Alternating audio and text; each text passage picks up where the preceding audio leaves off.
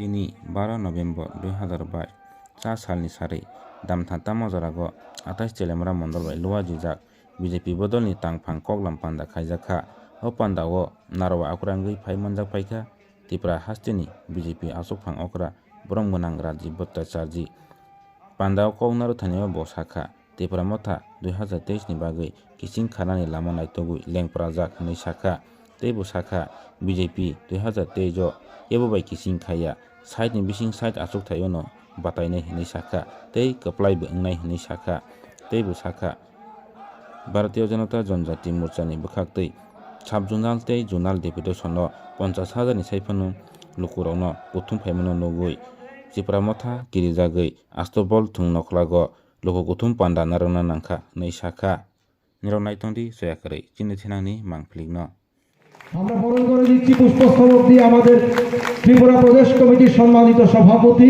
শ্রদ্ধেয় শ্রী রাজীব ভট্টাচার্য মহোদয়কে বরণ করে দিচ্ছি।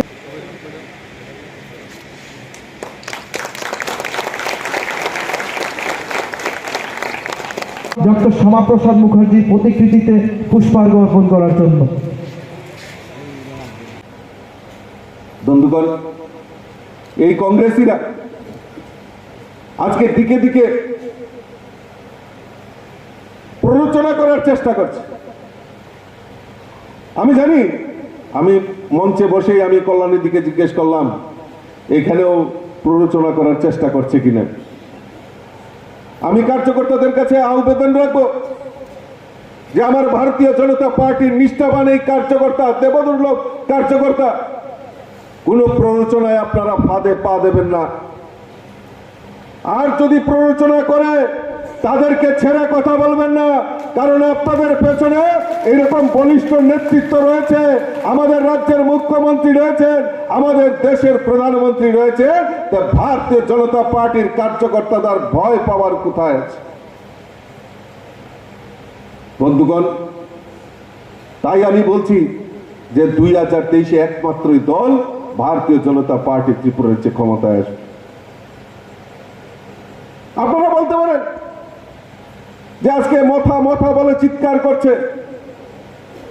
আরে কিসের মথা, কিসের এয়ারলাইন্স? ভারতীয় জনতা পার্টি একা 60 বিধানসভায় লড়বে, আর তার রেজাল্ট এই ত্রিপুরা রাজ্যের মানুষ দেখতে পারবে বন্ধুগণ। কারণ ভারতীয় জনতা পার্টি চায় এই রাজ্যের জনজাতিদের উন্নয়ন। কই 25 বছর তো ছিল না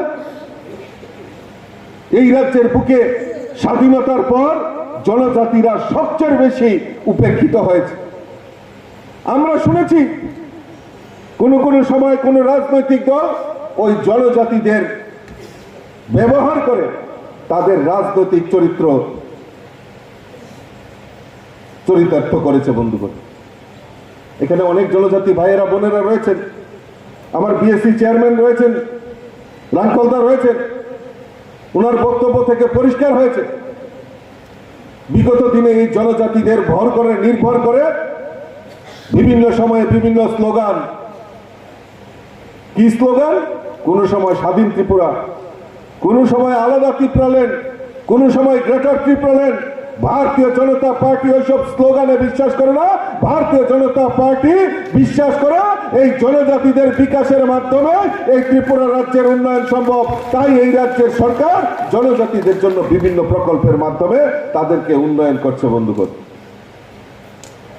আগরতলা জনসভা করছে, আগরতলা বক্তব্য রাখছেন, মানুষকে ভয় ভীতি সন্ত্রাস করে এই রাজ্যের বুকে টিকা থাকা যায় না বন্ধুগণ। রাজ্যের সরকার এই রাজ্যের জনজাতিদের উন্নয়নের প্রকল্পে লক্ষ লক্ষ কোটি কোটি টাকা এই এডিসি এলাকার উন্নয়নের জন্য আমাদের সরকার প্রেরণ করেছে। আমরা জবাব চাইছি আজকে যে ওই সমস্ত টাকা কোথায় ইউটিলাইজেশন হয়েছে, কোথায় ব্যবহার হয়েছে, কোথায় জনজাতিদের জন্য উন্নয়ন হয়েছে, জবাব দিতে পারছে না বন্ধুগণ। আমরা হোয়াইট পেপার, আমরা চার্জশিট করেছি, গত কিছুদিন আগে সাব জোনাল ডেপুটেশন দিয়েছি, জোনালে ডেপুটেশন দিয়েছি, তাই মাথা খারাপ হয়ে গেছে আগরতলায় জনসমাবেশ করতে হবে, আগরতলাতে জনসমাবেশ করছে। আর যখন জোনাল ডেপুটেশন হয়েছে, আমাদের উপজাত জনজাতি কার্যকর্তারা দৃঢ়তার সঙ্গে সারা রাজ্যে প্রায় 50,000 জনজাতি কার্যকর্তা সামিল হয়ে গত 8 তারিখে জোনাল ডেপুটেশন দিয়েছে, সামিল হয়েছে। আমি তাদেরকে সাধুবাদ জানাই। আতঙ্কগ্রস্ত হয়ে গেছে, জনজাতি কার্যকর্তাদের উপর হামলা হয়েছে।